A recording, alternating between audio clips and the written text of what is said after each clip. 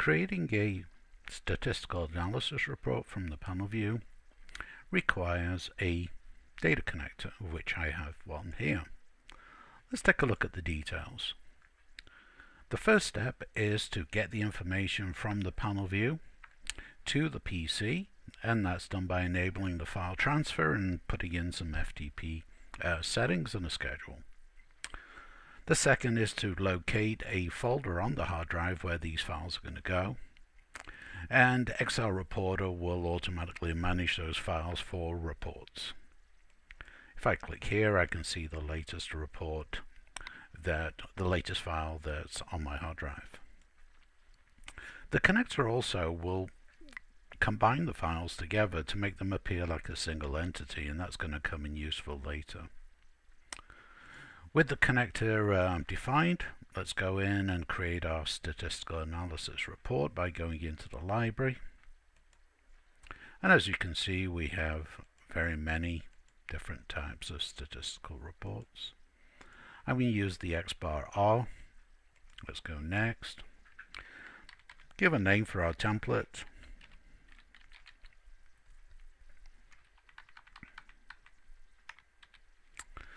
And choose the connector.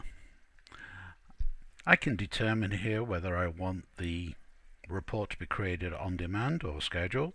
I'll leave it as on demand.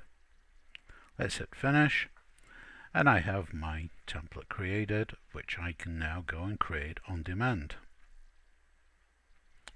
Let's choose the template from here, and you can see there is a number of settings that can drive this report, from date and times to showing the Nelson rules, an interval, and the tag itself.